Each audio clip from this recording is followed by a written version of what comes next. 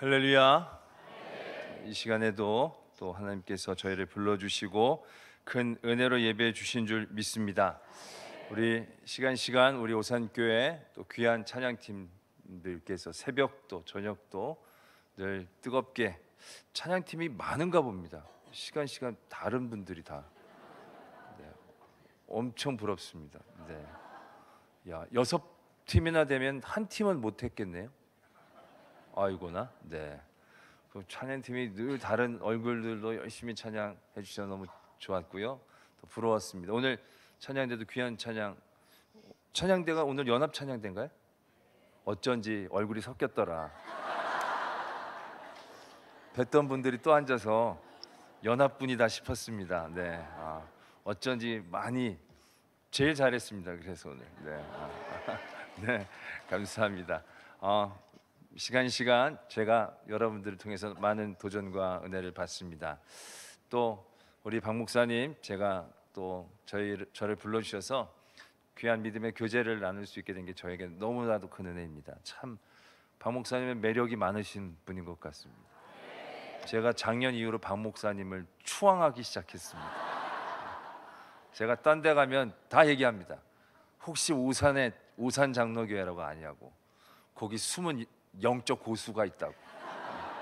그 제아의 고수 같은 교회가 있다고. 다 그러면 진짜냐고. 그래서 진짜라고 한번 가보라고 내가 다 얘기를 합니다. 그래서 너무 우리 목사님 또 저를 또 불러주셔서 큰 사랑으로, 저보다 연배도 많으시고 한데 늘 저를 겸손하게 저를 얼마나 다 칭찬해 주시고 저를 높여주시는지. 저는 착하긴 한데 교만합니다. 근데 존경하는 사람들이 많지 않은데 우리 박 목사님은 제가 아주 추앙합니다.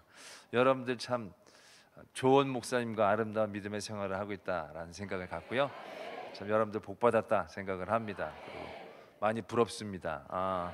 앞으로도 우리 이제 제아의 고수가 아니라 중원의 고수로 영적 대가들로 우리 오산 우리 교회 모든 성도님들께서 서 주실 줄로 믿습니다. 오늘 말씀을 위해 예물을 위해 함께 기도하겠습니다.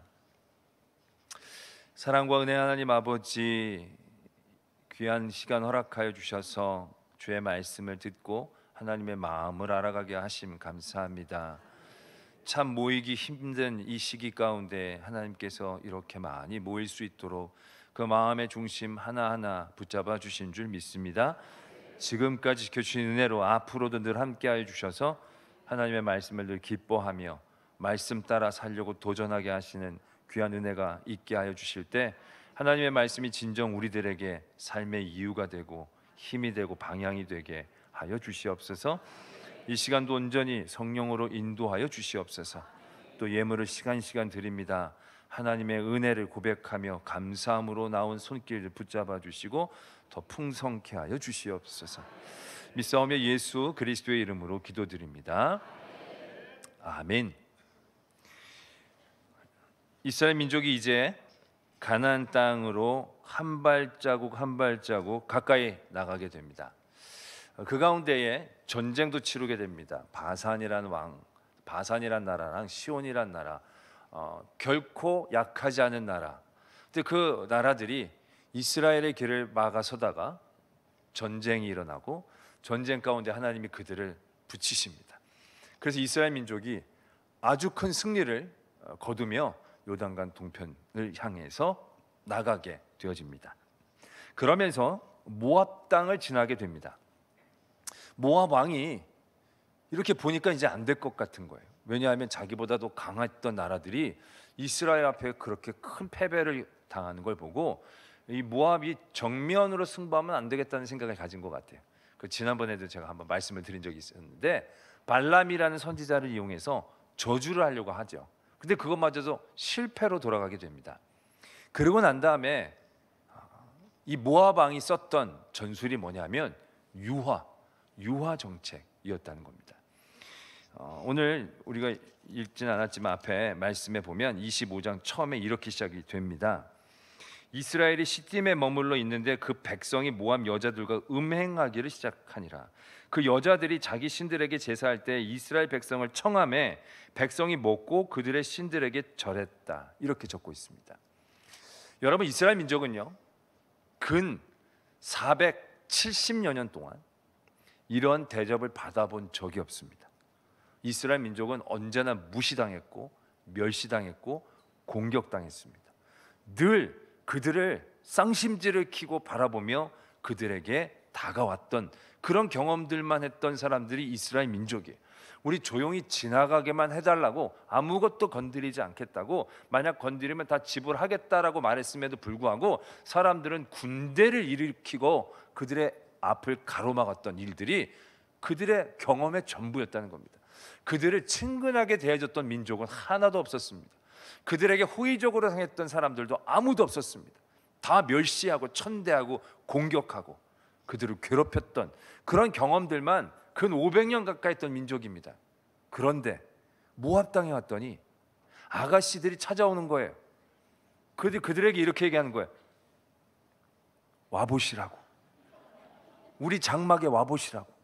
아니, 그냥 지나가기만 하겠다고 그래도 완전히 막 총칼 들고 총은 없었지만 막 칼창 들고 나와서 반대했던 민족들만 만나보다가 이건 아가씨들이 와가지고 잠깐 와보시라고, 우리 장막에서 맛있는 것 좀 대접해드리고 싶다고.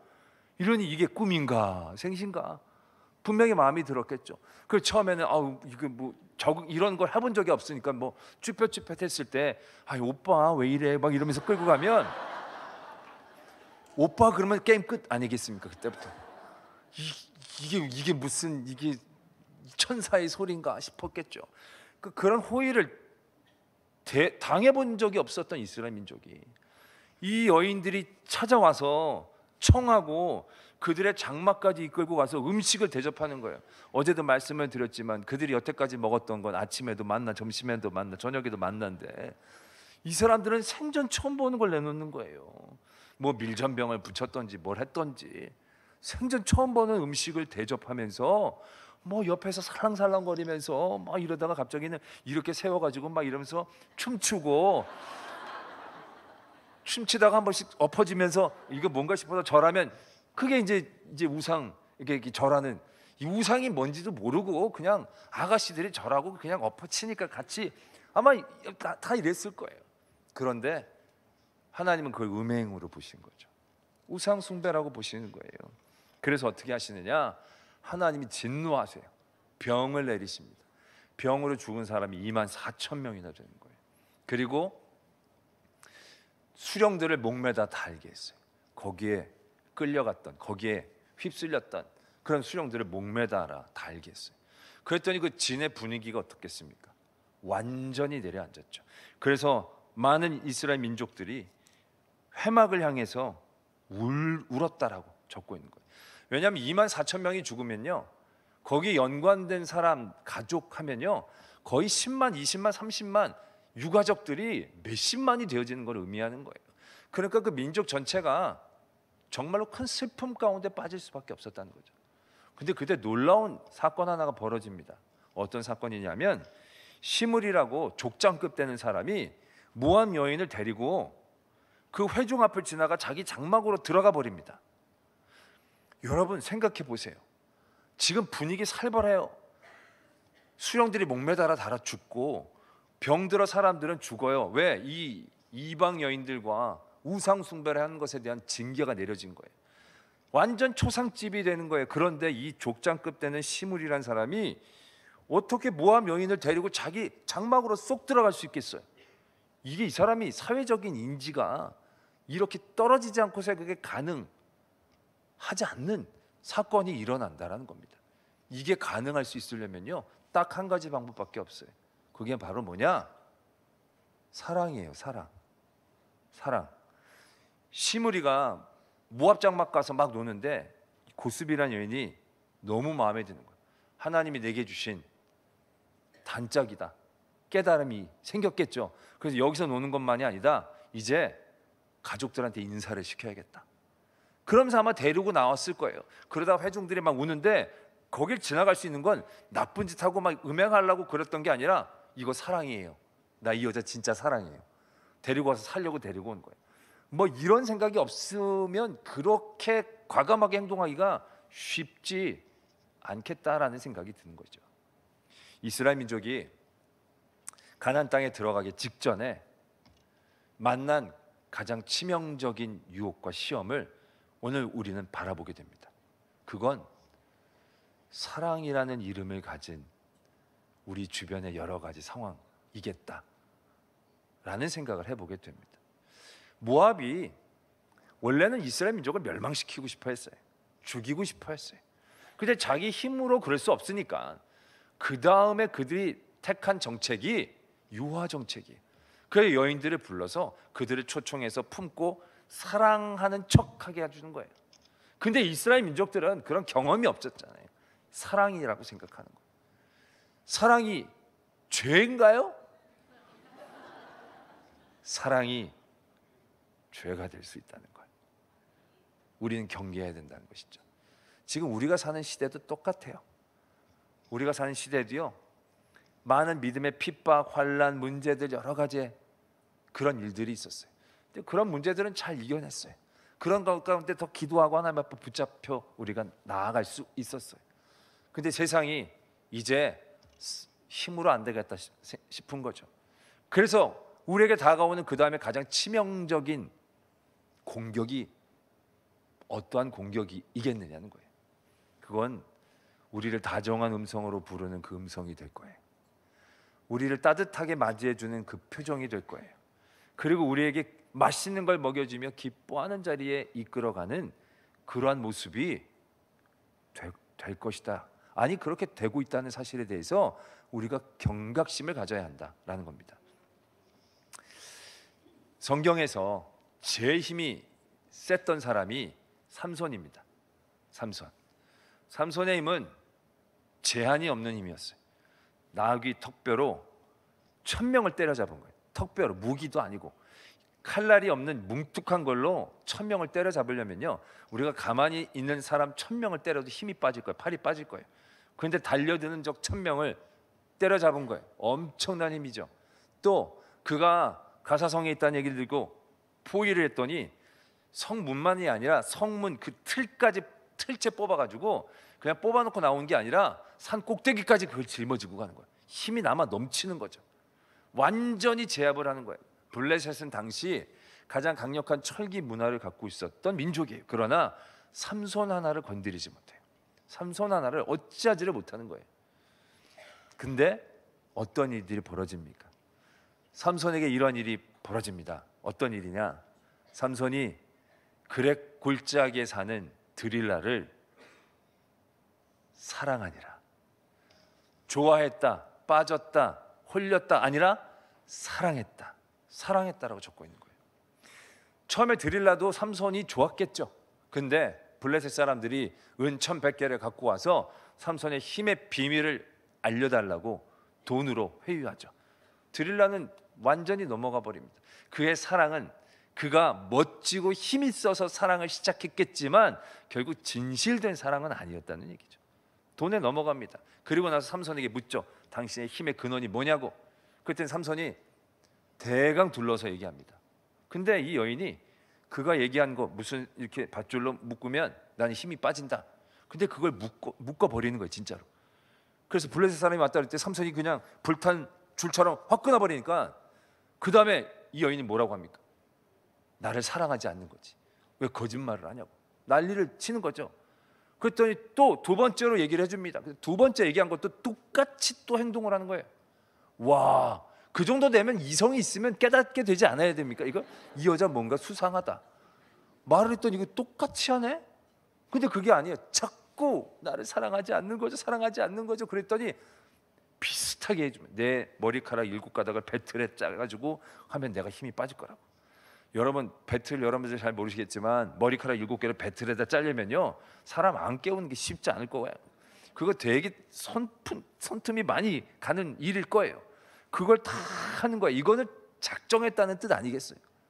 이건 완전히 실행으로 옮기고 나를 어떻게 하겠다는 뜻이 분명한데, 그래놓고 이제 드릴라가 블레셋 사람들이 왔다. 또 완전히 뽑아가지고 또 팍 힘쓰니까 그때 난리가 난 거죠. 이 여인이 적반하장격으로 당신 진짜로 나를 사랑하지 않는 거라 막 그러면서 하는 거야. 그때 성경이 뭐라고 적고 있냐면 삼손이 번민하여 죽게 되었다. 찐사랑 아닙니까? 찐사랑 아니. 정말 찐사랑이죠.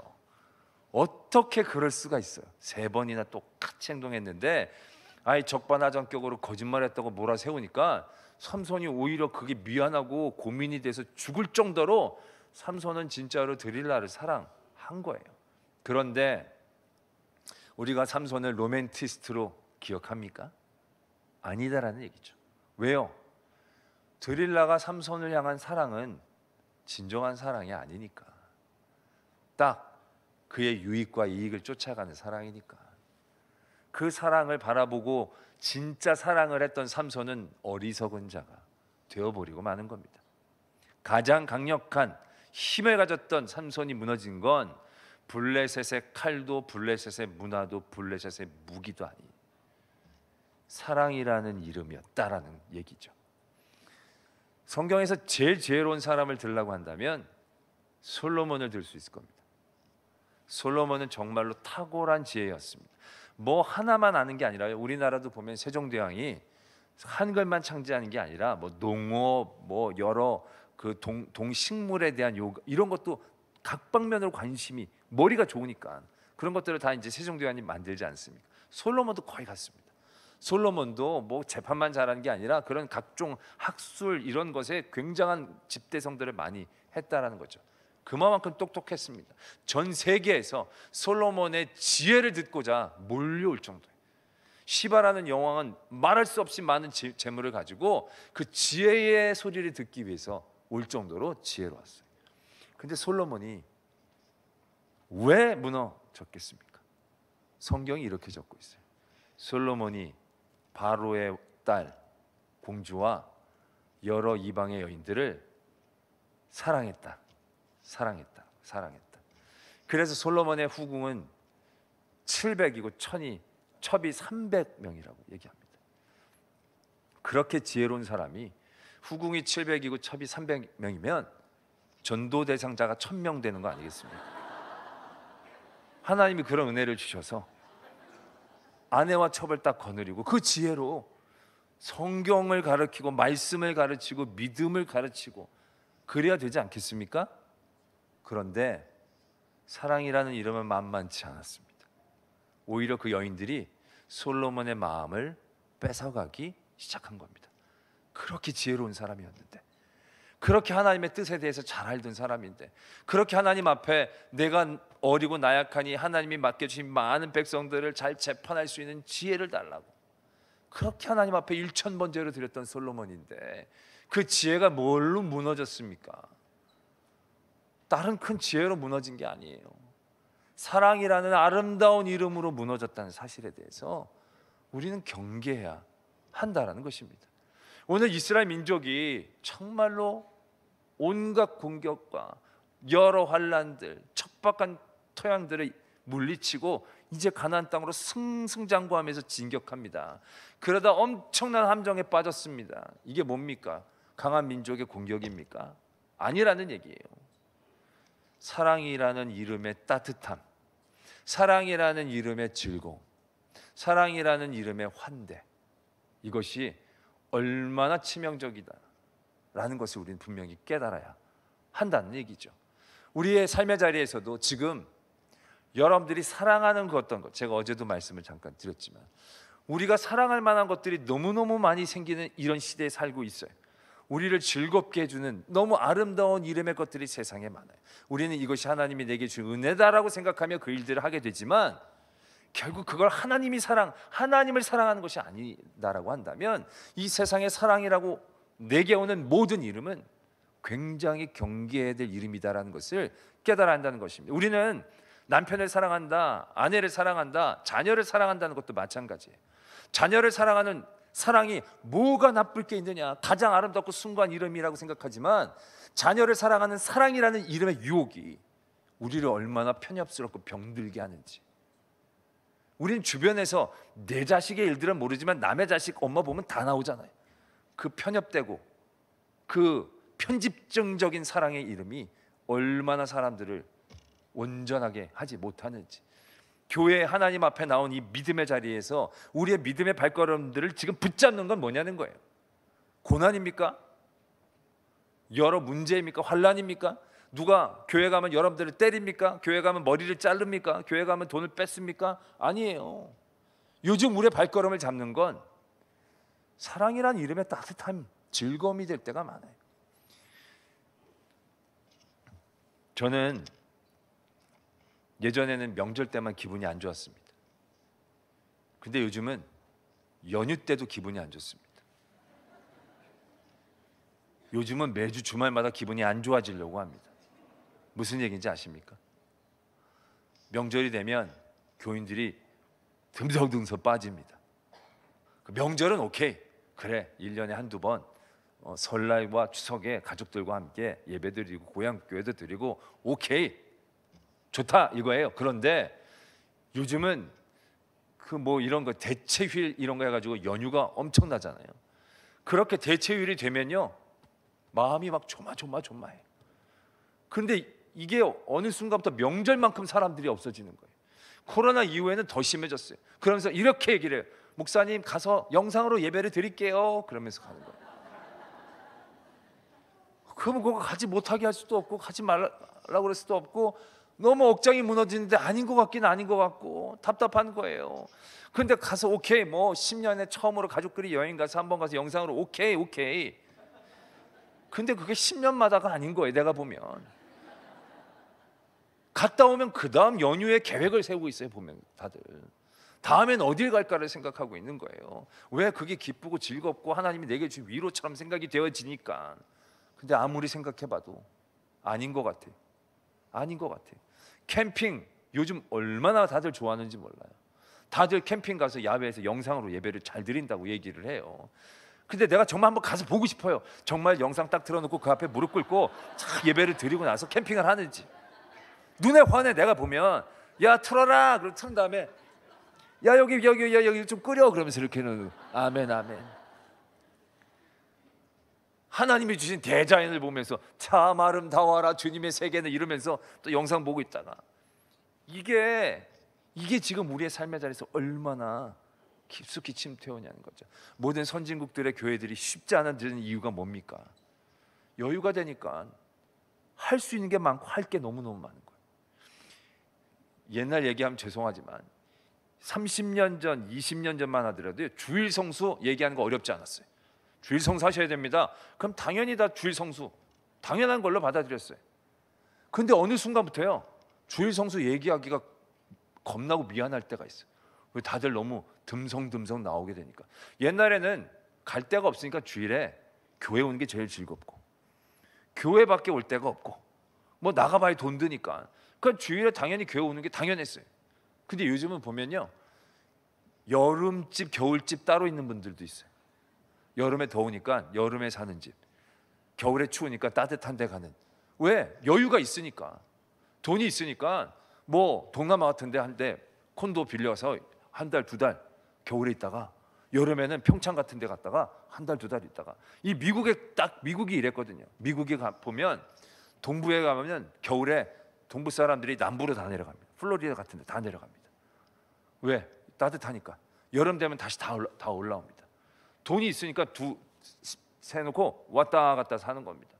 아니 돈 있는데 그렇게 사는 걸 뭐라고 할 수도 없고. 근데 그러면 교회 봉사가 되겠습니까? 1년에 반씩 하는데 어디 정착이 되겠습니까? 근데 돈이 있어서 자기가 살겠다는데 뭐라고 그럴 수도 없고. 이게 과연 우리에게 주신 이 놀라운 은혜 많이 누릴 수 있는 이것이 우리가 얼마나 경계하고 다시금 바라봐야 할 것인가를 생각하게 하는 대목이다라는 거죠. 이스라엘 민족이 이제 가나안 땅에 들어가기 이전에 가장 마지막으로 당하는 심각한 도전과 유혹이 사랑이라는 이름의 유혹이다라는 거예요. 여러분들 여행 가지 말라는 얘기 아니에요. 좋아하는 거 다 하지 말라는 얘기 절대 아니에요. 중요한 건 중심을 분명히 붙잡자는 거예요. 그 사랑이라는 이름이 사랑이라고 생각하면 안 돼요. 이게 날 사랑하는구나, 이게 날 좋아하는구나. 모압이 이스라엘이 약했다면 그렇게 사랑하지 않았어요. 이스라엘이 약했다면 그들도 창 들고 가서 싸우고 그들을 찔렀을 거예요. 근데 이스라엘이 너무 강하니까 이 방법이 아니다 싶으니까 사랑이라는 이름으로 포장해서 다가오는 것뿐이에요. 세상에 여러분들이 지금 사랑하고 좋아하는 모든 것들이 여러분들 언제까지 사랑해 줄 수 있을 거라고 생각하세요? 뭐 여행도 좋고 모두 좋지만 돈 없으면 여행이 여러분들을 사랑하나요? 안 사랑해요. 금방 우리를 절망 가운데 빠뜨릴 거예요. 아니, 우리 자녀도 내가 힘없고 돈 없으면 부담스럽게 여길 거예요. 우리 남편이 아내나 이런 거는 좀 너무 예민해서 말은 안 하겠습니다. 평생 서로 잘 사랑하며 살 줄로 믿습니다. 그러나 세상은 그렇지 않은 사람들이 너무너무 많죠. 다 짐스럽게 여기고, 요즘은 심지어 다 젊은 분들 아이 낳으면 힘들고 어렵고 짐스러우니까 안 낳으려고 하잖아요. 얼마나 자기 사랑, 자기 기쁨, 거기에 우리가 지금 매몰되고 있느냐라는 얘기죠. 그러나 그 사랑이 정말로 우리를 진정 사랑해 주는 사랑이냐는 거죠. 내가 힘 있고 내가 강하고 내가 있으니까 내 곁에 있는 거지. 내가 힘없고 약하고 다 잃었을 때도 같이 있을 수 있겠냐는 거예요. 절대로 그렇지 않다는 거예요. 그리고 나서 하나님께서 오늘 우리가 읽은 말씀을 주시죠. 전 이 말씀이 처음엔 솔직히 많이 좀 불편했습니다. 왜냐하면 하나님이 자기를 질투하는 하나님이라고 얘기를 하는 거예요. 그 질투라는 얘기는, 단어는 인간의 감정들 중에서도 굉장히 좀 치기 어린 단어잖아요. 좀 수준이 없어 보이는 단어잖아요. 근데 하나님은 왜 하필 자신을 표현하실 때 나는 질투하는 하나님이라고 그렇게 표현하셨을까? 그냥 난 사랑하는 하나님, 뭐 전능하신 하나님, 유일하신 하나님, 뭐 이렇게 얘기도 하는데 난 질투하는 하나님이야. 왜 이렇게 얘기하셨을까? 라는 그런 불편함이 있었던 거예요. 그런데 이건 하나님이 우리를 향한 마음이 어떤 마음인지를 가장 선명하게 표현할 수 있는 그러한 단어였다는 거예요. 하나님이 우리를 사랑하는데, 사랑하는 것들을 가장, 내가 너를 정말로 사랑한다라는 것을 가장 잘 표현해 줄 수 있는 단어가 있다면, 나는 너희를 사랑하는 하나님이라는 것보다 나는 너희를 질투하는 하나님이다라고 말씀하시는 것이겠다라는 생각이 드는 거예요. 왜? 질투는요, 배타적인 사랑 가운데서 나오는 마음이거든요. 사랑이 없으면 나올 수 없는 마음이거든요. 남편이 길을 가는데 자기 부인이 어떤 외간 남자랑 막 히히낙낙거리면서 막 치면서 막 너무너무 좋아하는 거야. 그때 이 남편이, 나는 지금 바빠서 아내랑 못 놀아주는데 저 남성분이 나의 아내랑 놀아줘서 참 감사하다. 무슨 성인 문제예요? 그건 남편이 이 여인을 사랑하는 게 아니에요. 뭐 섬기거나 양육하거나 보호하는 거지 사랑하는 게 아니에요. 사랑하는 사람이라면 전후 좌우가 뭔지 보지도 않고 그걸 보는 순간 눈이 뒤집혀야 돼요. 그래야 그게 사랑 아니겠어요. 눈도 안 뒤집히면서 아유 형제님은 누구신데 이렇게 우리 아내랑 이성을 차리며 얘기한다, 이거는 사랑이 아닌 거예요. 뭔가 뒤집히면서 야 이 자식아 너 뭐야 뭐 이렇게 나가야 이게 그 아내에 대한 진정한 사랑이 있는 표현이 되지 않겠습니까? 하나님이 지금 그걸 얘기하시는 거예요. 내가 너희를 향한 마음이 뭔지, 내가 천지를 창조하시고 내가 만물을 주관하는 하나님이라서 너희가 딴 우상을 섬길 때 기분 나쁜 정도 그거 아니라는 거예요. 불쾌한 정도 그거 아니라는 거예요. 나 질투한다는 거예요. 그건 무슨 의미입니까? 난 너희를 너무너무 사랑한다는 거예요. 나는 너희에게 배타적인 사랑을 원한다. 나는 너희가 나를 사랑하지 않고 다른 것을 사랑하는 것을 견딜 수 없을 정도로 괴로워하는 그러한 마음으로 내가 너희를 사랑한다. 이렇게 고백하고 있는 것처럼 들리는 거예요. 나는 너희를 질투하는 하나님이다. 더 그 어떤 단어보다도 살에 와닿게 하나님이 우리를 너무 사랑하신다는 것을 표현하고 있다는 것을 느끼게 된다는 거죠. 그리고 나서 비느하스가 그 시므리라는 고수비 장막에 들어가서 찌르잖아요. 그때 이렇게 얘기합니다. 그가 나의 질투심으로 질투하여. 비느하스가 나의 질투심으로 질투하여. 그 질투라는 단어가 갖고 있는 또 다른 원어적인 뜻 가운데 열심이란 단어가 있는 거예요. 솔직히 비느하스는요 자기 일 아니에요. 자기 일 아니고 아까도 말씀을 드렸지만 시므리라는 사람도 족장급에 있는 사람이었기 때문에 이거 무슨 재판 없이 바로 들어가서 그렇게 죽이면 나중에 그 가문으로부터 보복을 당할 수도 있고 후환이 있을 수도 있는 굉장히 무모한 일일 수 있어요. 근데 이 비느하스는 하나님을 향한 열심이 있었던 거예요. 근데 하나님이 이렇게 얘기하는 거예요. 나의 질투심으로 그가 질투했다. 이걸 바꿔 말하면 비느하스가 그들을 바라보면서 마음에 가졌던 뜨거운 그 열심이 하나님이 우리를 향하여 갖고 있는 열심과 닮았다 라고 말씀하고 계신다라는 것이죠. 우리를 향한 하나님의 사랑이 위에서 바라보면서 창조주로서 이렇게 바라보면서 많이 사랑해 이런 사랑이 아니라는 거예요.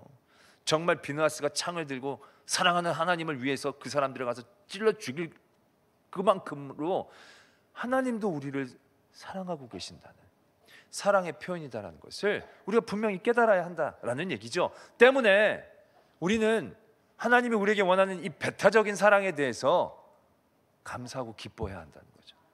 그리고 거기에 우리가 반응해야 한다는 겁니다. 왜? 하나님이 우리를 이렇게 사랑해 주셨잖아요.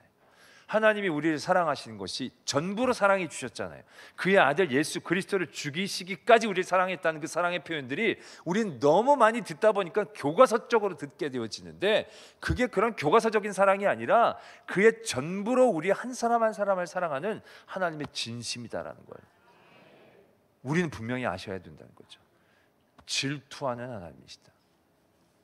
때문에 우리가 이 사랑이라는 많은 유혹들 가운데 어떻게 우리가 견뎌나갈 수 있느냐? 우리의 마음이 하나님을 향하여 배타적인 사랑으로 집중해야만 이 유혹을 이겨나갈 수 있는 거예요. 누누이 말씀을 드리지만 하나님이 우리에게 원하시는 사랑은 가장 큰 사랑이 아니에요. 1등 된 사랑이 아니에요. 전부로 사랑하는 걸 원하는 거예요. 왜냐하면 지난번에도 말씀드린 것 같은데 우리가 하나님을 1등으로 사랑하면요, 하나님 1등으로 사랑 못해요. 제가 우리 집사람한테 늘 물었다고 그러죠.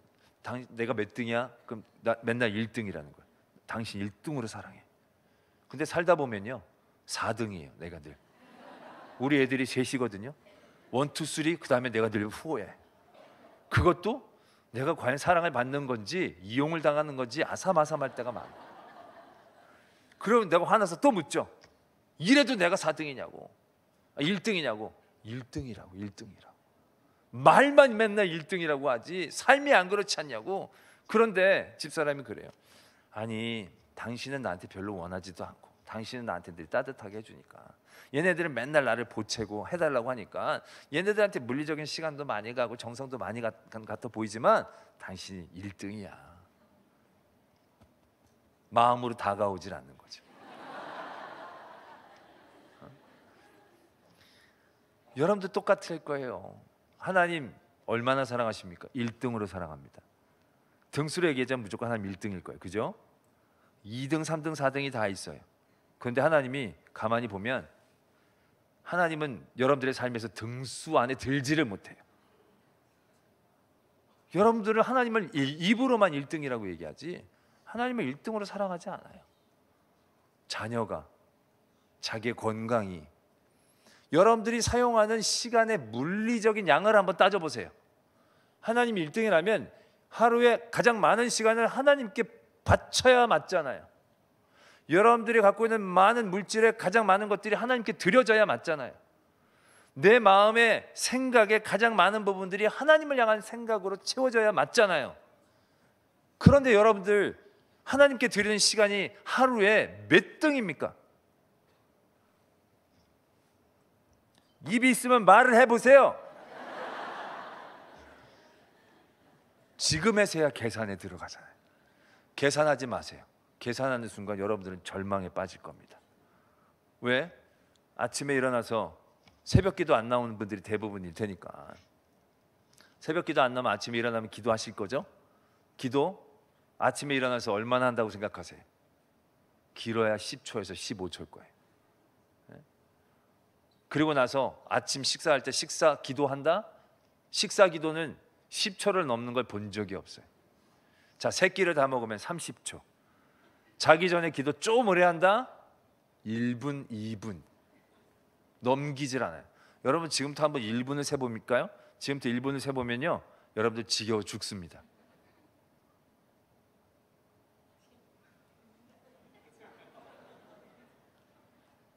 지금 이게 15초예요. 15초.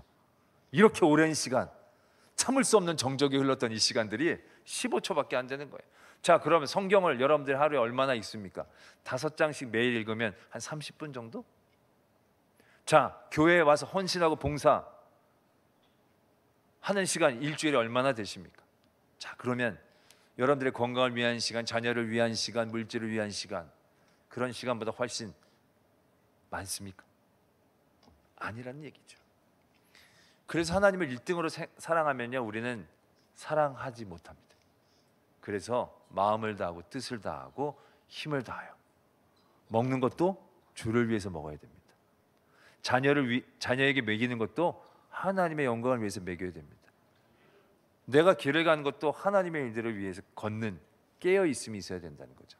그래야 사랑이라는 이름으로 나를 공격해오는 모든 것들로부터 나를 지켜낼 수 있는 은혜의 자리에 서게 되어지는 거죠. 하나님이 그래서 질투하시는 하나님으로 우리에게 다가오시는 거예요. 그렇지 않으면 이 유혹을 이겨낼 수 없으니까. 이 집요한 세상의 사랑이란 이름을 떨쳐내기가 어려우니까. 가장 힘센 삼손도, 가장 지혜로운 솔로몬도 이겨내지 못했어요. 하나님만 바라보지 않으면 이게 쉽지 않다는 거죠. 질투하시는 그 하나님을 사랑해야, 인정하고 받아들여야 우리가 이 시험을 넘어설 수 있다는 것을 우리에게 말씀하고 계신다라는 것입니다. 자, 그리고 나서 이스라엘 민족이 드디어 가나안 땅에 들어갑니다. 여호수아서로 넘어갑니다. 여호수아서로 넘어가면서 제가 이제까지는 광야의 여러 가지 사건 중에서 재앙을 만났던, 그들이 잘못했던 사건들을 바라보면서 우리를 바라본 겁니다. 이제는 모세도 돌아가시고 여호수아를 통해서 가나안 땅에 들어갑니다. 처음에 여리고 성이라는 성을 공격하게 되죠. 하루에 한 바퀴씩 마지막 날 7번 돌면서 여리고 성이 다 무너집니다. 완벽한 승리를 그들이 거두게 됩니다. 그리고 나서 그들이 아이성이라는 성을 공격하려고 합니다. 근데 아이성은 그들의 본진이 여리고 성을 지나서 다른 가나안 땅으로 들어가는 그 루트보다 약간 더 위쪽에 있어요. 그러니까 다 올라가기엔 약간 번거로운 길이 될 수도 있는 그러한 성이에요. 그런데 놓고 지나가면 굉장히 위험할 수도 있는 성이었다는 거예요. 그러니까 이 성을 정탐꾼을 보내서 어떻게 우리가 이 성을 공격하면 될지 보자. 그랬더니 갔다 온 사람이 얘기를 합니다. 그 성은 크지 않아서 다 올라갈 필요 없고 우리가 한 2-3천 정도만 가면 우리가 능히 이길 수 있겠습니다. 보고를 합니다. 그 정탐꾼의 보고는 정확했고 전략은 그 보고의 아주 정확한 전략이었습니다. 근데 어떻게 됩니까? 전쟁에서 집니다. 그들이 크게 절망합니다. 한 번의 패배 이상의 의미를 갖고 있습니다. 그들이 졌다는 소식은 모든 가나안 민족들이 앞으로 득달처럼 달려들 수 있는 여지를 주게 된 겁니다. 이스라엘 민족이 하나님 앞에 통곡을 합니다. 근데 그때 하나님이 그들에게 말씀하십니다. 이스라엘이 범죄했다. 너희가 범죄했기 때문에 졌다. 이렇게 말씀을 하십니다. 그들이 저지른 범죄가 뭡니까? 우리가 잘 알다시피 아간이라는 사람의 범죄입니다. 하나님이 여리고성을 점령할 때 이렇게 말씀하세요. 아무것도 건드리지 마라. 여리고성은 온전히 하나님 앞에 드려지는 거니까 하나도 너희가 취하지 말고 다 불태워라 라고 말씀을 하셨어요.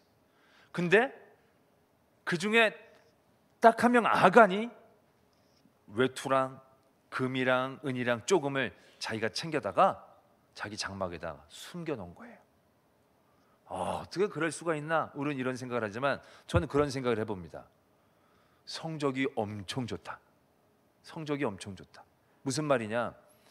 이스라엘 민족은 지금 광야에서 막 살다가 여리고성이라는 굉장히 오랜 문명을 갖고 있는 성을 이제 처음으로 함락해서 갖게 되는 거예요. 옛날의 전쟁의 힘은요 전리품인 거예요. 그 성이 무너져서 들어가서 치우지만 거기 막 반짝반짝거리는 것들이 얼마나 많았겠어요. 그 반짝반짝한 거 보면 아유 저거 우리 집사람 갖다 주면 얼마나 좋아할까 막 그런 생각이 왜 안 들었겠어요. 그 수십만이 가서 그 많은 재물 보화들이 가득 있는 여리고성을 함락을 했는데 여러분 수백 명한테 광고를 해도요 못 들은 사람이 꼭 몇십 명씩 생겨요. 그렇지 않아요? 아무리 얘기해도 못 들은 사람이 있고 못 들은 척하는 사람이 있고 들어도 안 하는 사람이 있어요. 대부분 그런 사람들이 보면 10% 정도씩은 늘 있어요. 그런데 이스라엘 민족은 딱 한 명밖에 안 그런 거예요. 이거 성적 엄청 좋은 거 아니에요? 이스라엘의 국민 의식이 엄청 높은 겁니다. 한 명만 갖고 오다니 이건 상을 줘야 될 부분이라는 생각을 해요. 성적이 되게 좋다. 그리고 그 많은 사람 중에 한 명만 죄를 지은 거면 그 한 명에게만 징벌하면 되잖아요. 뭐 많이 한 거면 민족 전체에게 책임을 물겠지만 딱 한 명을 한 잘못인데 이 한 명의 잘못 때문에 모든 이스라엘 민족이 범죄했다고 얘기하는 건 좀 너무 과한 것 아닌가 라는 생각을 하게 되는 거죠. 왜 하나님은 이 아간 한 사람의 죄를 모든 이스라엘 범죄로 얘기하며 이스라엘에게 징벌을 내리실까?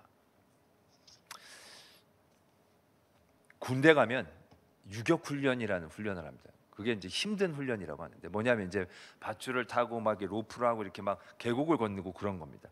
근데 솔직히 그런 건 힘든 게 아니고요. 하기 전에 PT 체조라는 체조를 시킵니다. 그럼 그게 힘든 거예요. 근데 그걸 할 때 꼭 이럽니다.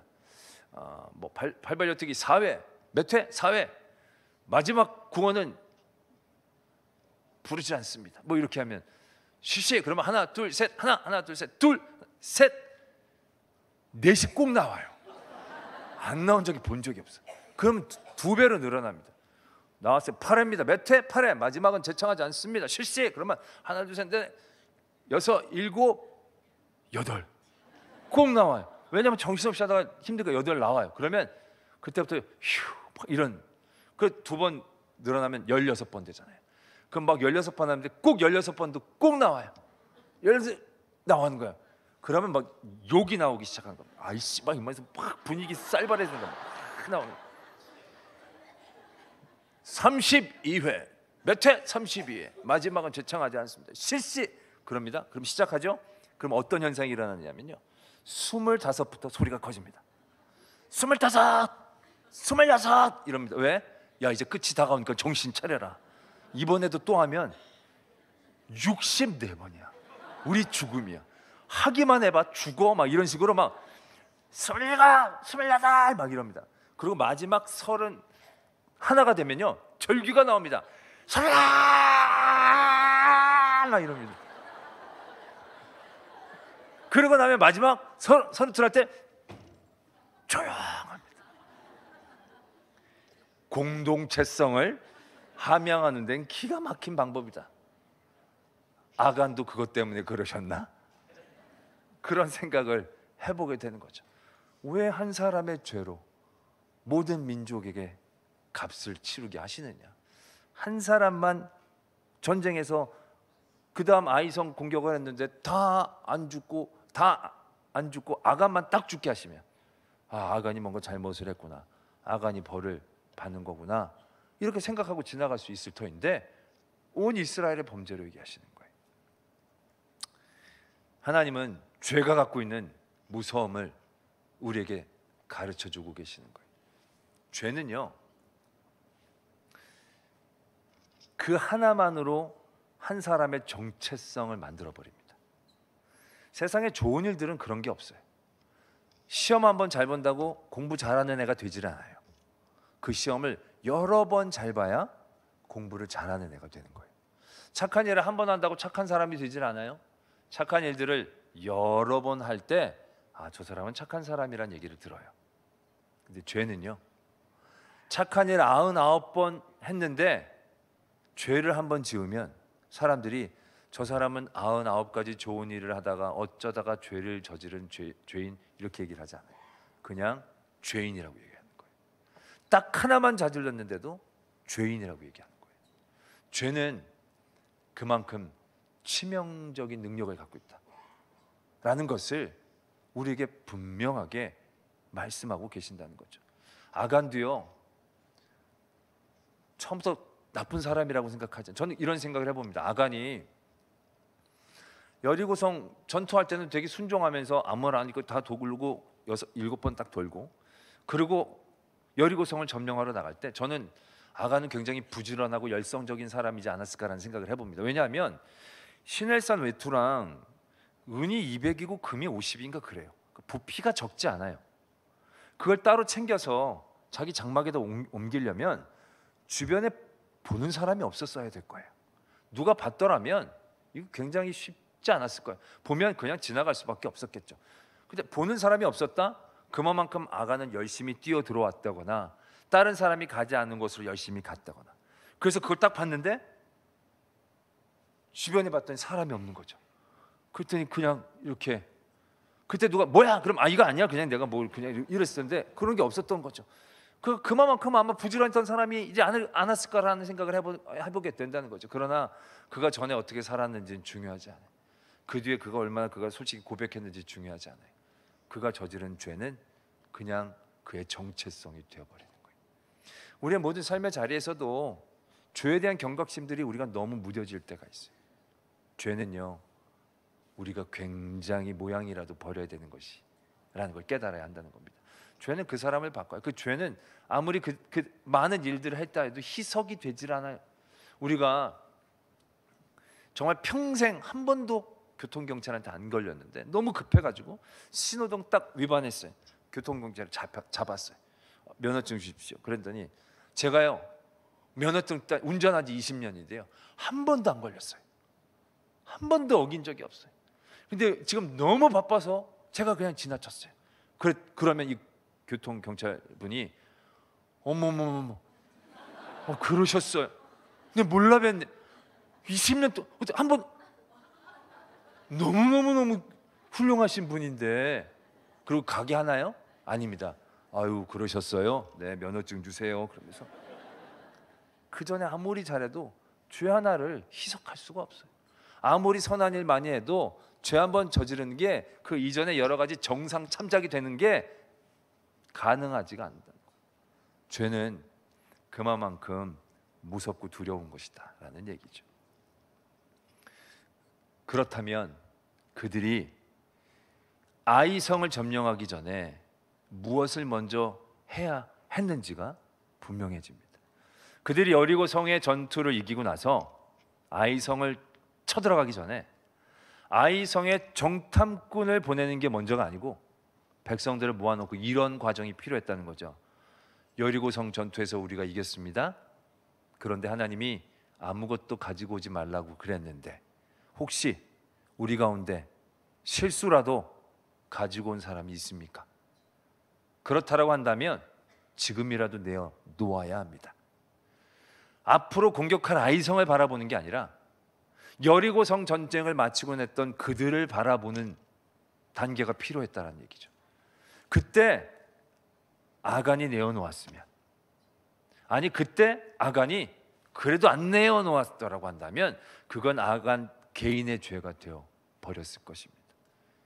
그러나 그들은 아이성을 공격할 때 아이성에 몇 명이 있는지, 얼마나 있는지 거기에도 초점을 맞췄어요. 그들이 정탐해온 정보는 틀리지 않았어요. 그 정보에 맞는 전략을 세웠어요. 근데 전쟁에서 이겼습니까? 졌어요. 왜 졌습니까? 정보가 잘못됐습니까? 전략을 잘못 짰습니까? 아니라는 거죠. 죄 때문에 진 거예요. 죄 때문에. 이제 앞으로 이스라엘 민족은 많은 전쟁을 치르게 될 겁니다. 그 민족은 다양한 상황 가운데 있을 거예요. 어떤 민족은 산 위에 있고, 어떤 민족은 평지에 있고, 어떤 민족은 병거가 있고, 어떤 민족은 강력한 무기가 있고, 숫자가 많고, 그 많은 다양한 대적들 앞에 이스라엘 민족들이 늘 정탐꾼을 보내고 전략을 세우고 싸운다고 한다면 매번 이길 수 있겠습니까? 어느 순간인가는 아무리 전략을 짜도 짜지 않은 강력한 대적을 만나게 될 겁니다. 그들의 정탐이 오히려 그들을 실망하고 절망하게 되는 단계를 만나게 될 겁니다. 그런 단계에서 그들은 앞으로 나아가지 못하게 될 것입니다. 우리는 저들과 이길 가능성이 적다. 그러나 그들이 지금까지 살아왔던 모든 인생의 전쟁이 그들의 힘이 강해서, 전략이 좋아서, 정보가 발라서 되어진 거냐는 거예요. 아니라는 거예요. 여리고성에 정탐꾼을 보낸 건 여리고성의 상황을 알고자 하나님이 보낸 게 아니에요. 하나님이 여리고성에 정탐꾼을 보낸 건 하나님을 두려워하는 라합을 구원해내기 위해 정탐꾼을 보낸 거예요. 승리를 위한 게 아니라 구원을 위해 정탐꾼이 필요한 거예요. 아이성의 정탐꾼이 필요한 게 아니었다는 얘기죠. 그들 스스로를 바라봐야 되는 거죠. 그래서 그들에게 이제 그들의 전쟁이 어떻게 치루어져 나가야 하는가를 가르쳐주고 계시는 거예요. 더 강하고 더 세고 더 큰 대적을 만난다 할지라도 우리가 바라봐야 될 건 대적이 얼마나 큰가, 대적이 얼마나 강한가, 그들에 대한 정보와 전략이 아니라 우리가 얼마나 하나님 앞에 온전한가, 우리가 얼마나 하나님 앞에 깨어있는가, 내가 얼마나 내 죄에서 하나님 앞에 온전히 서서 나아가고 있는가. 그 문제가 해결되어져야 비로소 전쟁에서 이길 수 있다는 것을, 앞으로의 전쟁은 그렇게 해나가는 것임을 하나님은 말씀해주고 싶으셨다라는 것입니다. 에베소서의 말씀에 전신갑주를 취하라는 말씀이 있죠. 투구를 쓰고 흉배를 붙이고 검을 들고 방패를 들고 신발을 신고. 자, 믿음의 전신갑주를 다 입었습니다. 자, 뭐랑 싸워야 됩니까? 어디다 대고 칼을 휘둘러야 되는 겁니까? 무엇을 향하여 달려가야 하는 것입니까? 악한 마귀, 사탄, 세력들, 그 악한 마귀, 사탄, 세력들이 있는 곳이 어디입니까? 옆에 앉은 집사님 마음입니까? 권사님 마음입니까? 그래서 사탄아 물러가라. 집에 있는 내 남편의 마음에 사탄이 또아리 튀고 우리 애들, 사춘기 애들의 마음에 사탄이 아니라는 거예요. 아니라는 거예요. 그 마음에 사탄이 보일 때 그 사탄은 거울입니다. 내 사탄이 비쳐 보이는 겁니다. 내 악이 비쳐 보이는 거예요. 그 사람 마음에 악이 있는 게 아니고 내 마음의 악이 그 사람을 통해 비쳐 보이는 겁니다. 그 사람이 나를 왜 이렇게 괴롭히느냐가 아니라 내가 악한 마음이 있을 때 그 사람의 일들이 그렇게 다가오는 거죠. 어제도 우리가 우리의 하나님을 믿음의 단계가 해답이 아니라 문제에서부터 우리가 발휘되어야 된다고. 바벨론이 나를 공격해 올 때 저 악한 사람이 왜 우리를 이기는가? 바벨론이 악한 게 아니라 그들이 악한데 그게 그렇게 보이는 거죠. 그러니까 우리가 정말로 싸워야 될 것은 내 안에 있는 악입니다. 내 안에 있는 죄입니다. 내 안에 있는 거짓입니다. 우리가 무엇인가 싸우려고 할 때 적이 얼마나 크고 위대한가 강한가가 아니라 내가 하나님 앞에 온전한가, 그걸 먼저 바라볼 수 있어야 한다는 것입니다. 우리의 모든 믿음의 여정들이 결국 그러한 단계와 그러한 중심에서 이루어질 때 내가 이기는 게 아니고요, 하나님이 도와주시는 거죠. 여리고 성을 이스라엘 민족이 이긴 게 아니잖아요. 하나님이 도와주신 거잖아요. 아이 성을 진 게 하나님이 안 도와줘서 그런 거잖아요. 때문에 우리의 모든 믿음의 여정들이 앞으로 그러한 중심 가운데 도전되어져야 한다라는 것입니다. 내 안에 하나님의 사랑이 충만해지기를 소망합니다. 그래야 내 안에 죄를 이길 수 있습니다. 내 안에 악을, 사랑이라는 이름으로 나를 옥죄어오는 여러 가지 세상의 그러한 유혹들을 이겨낼 수 있는 것입니다. 그러한 믿음의 도전들, 믿음의 싸움에서 늘 승리하시는 오산교회 성도님들이 되어지기를 축원합니다. 우리 여정 찬양 한번 같이 불러볼까요?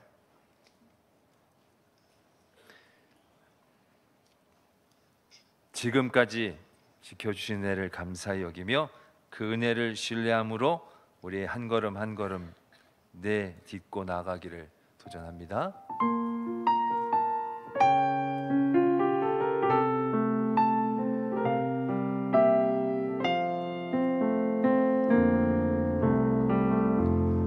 나의 눈가에 주름이 지고 눈물이 많아졌습니다.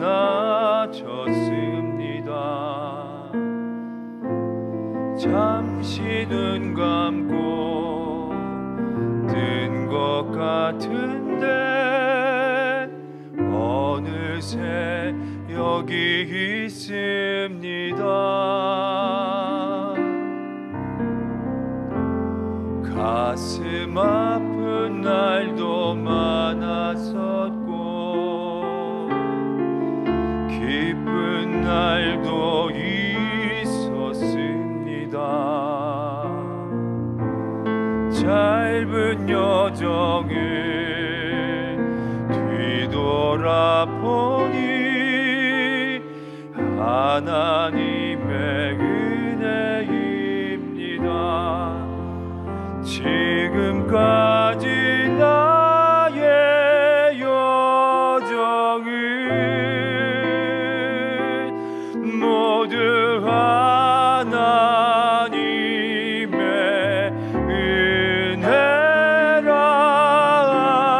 지금까지 나의 모든 여정 인도하셨네.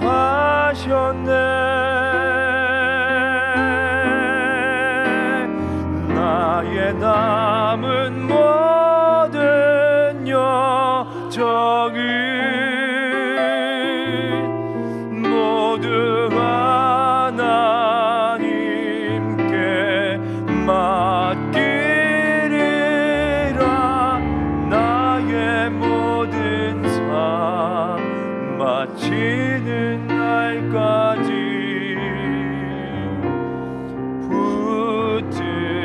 붙드시니. 나의 눈가에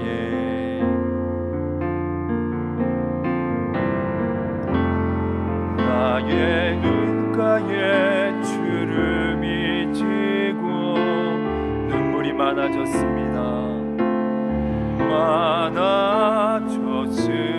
많아졌습니다. 잠시 눈 감고 든 것 같은데 어느새 여기 있습니다.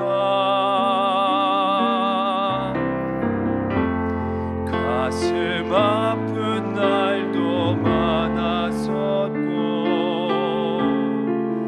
기쁜 날도 있었습니다.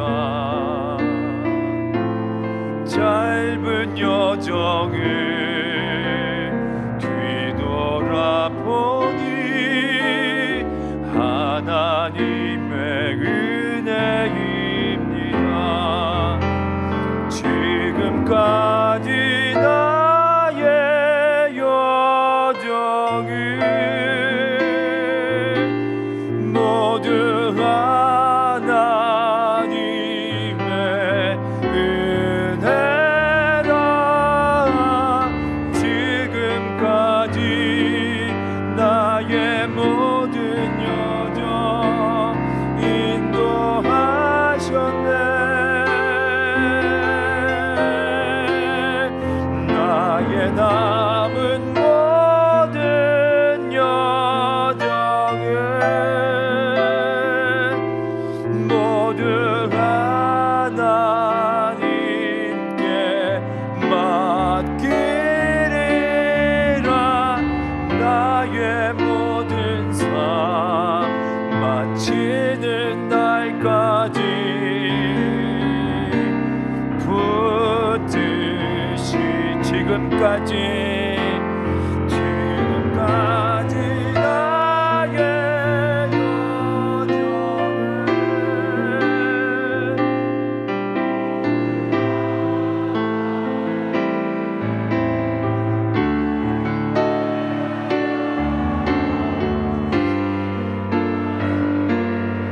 나의 모든 여정 인도하셨네. 나의 남은 모든 여정은 모두 하나님께 맡기리라. 나의 모든 삶 마치는 날까지 붙드시니. 이 시간 다 함께 기도하기를 원합니다. 지금까지 지켜주신 하나님의 은혜, 그 은혜로 살았습니다. 그래서 앞으로도 그 은혜를 간구하고 사모합니다. 은혜 없이는 살 수 없습니다. 세상의 여러 가지 방법들, 길이 중요한 게 아니라 내 안에 하나님 앞에 성결함으로 깨어 있을 때 그 은혜가 온전히 임하며 은혜가 은혜 되어지는 삶을 살기를 소망하오니 하나님 모든 우리의 삶 가운데에 임재하여 주셔서 더욱더 주님을 사랑하고 나의 죄와 싸워 주의 승리의 자리에 함께 설 수 있는 저희들 되게 하여 주시옵소서. 이 시간 주님의 이름을 간절히 부르짖으며 우리의 사랑을 주님 앞에 고백하며 나갑니다. 주여!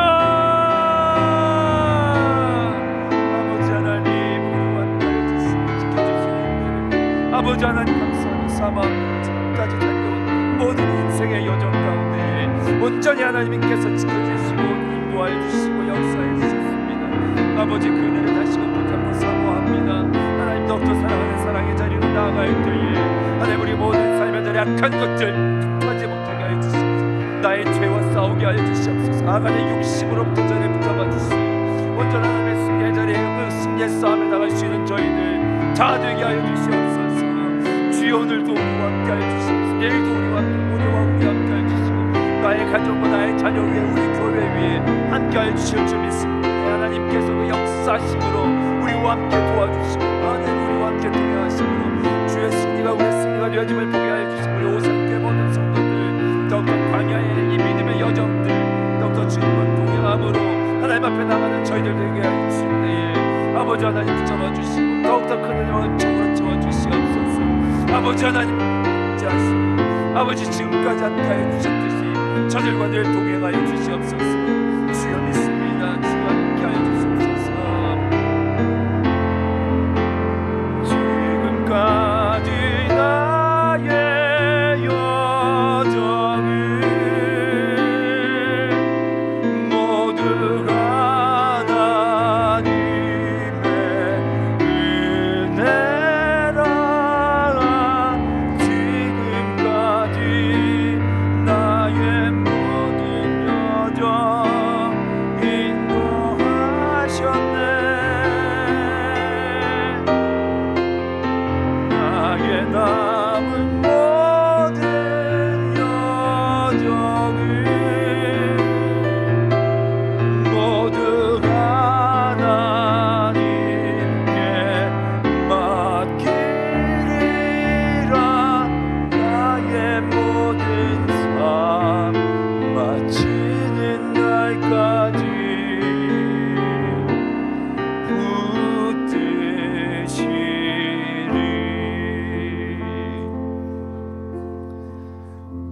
광야와 같은 모든 여정 가운데에서 늘 주님이 우리와 함께 하심으로 우리는 기뻐했고 즐거워했고 감사했습니다. 앞으로 우리의 여정은 더 나아가야 할 것입니다. 그 어떤 세상의 위협들, 유혹들 우리 앞에 있을 것입니다. 그러나 지금까지 함께 하신 그 은혜를 붙잡고 나아갈 때 두려워하지 않게 하여 주시고 담대함으로 주님이 주실 그 약속의 땅에 온 성도가 함께 들어갈 수 있도록 도와주시옵소서. 우리 세우신 우리 목사님 영적인 권위와 하나님의 지혜를 더하여 주시오. 이 교회 잘 이끌어갈 수 있는 그 길을 허락하시고 우리 모든 성도들 함께 동역함으로 하나님의 귀하고 아름다운 몸된 오산교회 되게 하여 주시옵소서. 감사를 드리며 예수 그리스도의 이름으로 기도드립니다. 아멘.